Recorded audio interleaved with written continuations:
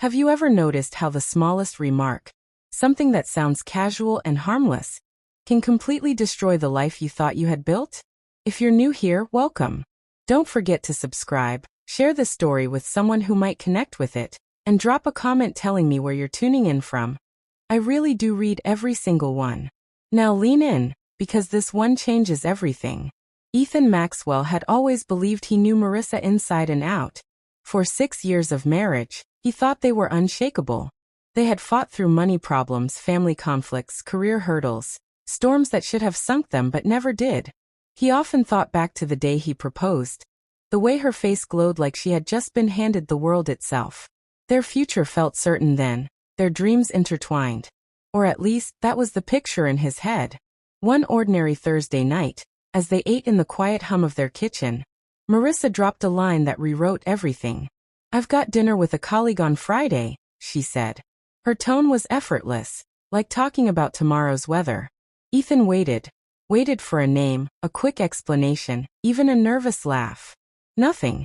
She kept her eyes down, calmly moving her fork through her salad, sipping water like she was reading from a script. His chest tightened. "Come again?" he asked, trying to sound steady. That's when she finally looked at him, her expression too smooth, too practiced.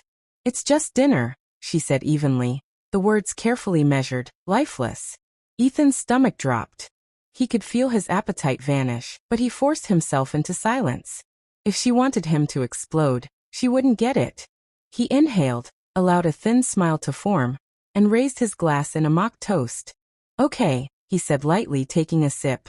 She froze, her fork pausing in midair, and that tiny break in her mask was all the confirmation he needed. He leaned back, eyes steady. "Maybe I should try dinner with someone too, see what it feels like." Her head snapped up, composure slipping, panic flickering behind her eyes. "You've met someone?" she asked, voice thinner now. Ethan shrugged casually. "There's a woman at the gym. We talk sometimes. Could be fun to grab a meal."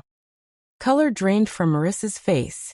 For the first time that night, Ethan felt the ground shift in his favor. She let out a weak laugh, but he didn't blink. "Why not?" he said, a playful lilt in his voice. "It's just dinner. Doesn't change anything, right?" Her foot bounced beneath the table, her hands trembling just enough for him to notice. "But we never agreed on that," she whispered, her calm unraveling. Ethan leaned in, eyes locked. "You're the one who brought it here, Marissa. Not me." Her lips parted, but no words came. He had already seen the fear, the realization that she had completely miscalculated. From that moment, the balance between them shifted. Ethan didn't push, didn't even bring up her plans again. He went about his life as though nothing had changed, but something about him was different. He was lighter, sharper, untouchable. Marissa noticed, at first thinking it was an act, a performance to provoke her. But it wasn't. If anything, he grew more unpredictable, more confident. Then came the morning that broke her composure entirely. She found him fixing his shirt in the mirror, smoothing his collar, checking his hair with a faint, satisfied smile. Then he glanced at his phone and smiled again. That single image followed her the whole day. That evening, she couldn't stop herself from fishing for answers. "You've been in a good mood lately," she said casually as they sat in front of the TV. Ethan didn't even turn his head. "Yeah," he said with a small smirk. She tried again. "You've been out a lot." His eyes finally met hers, cold and knowing.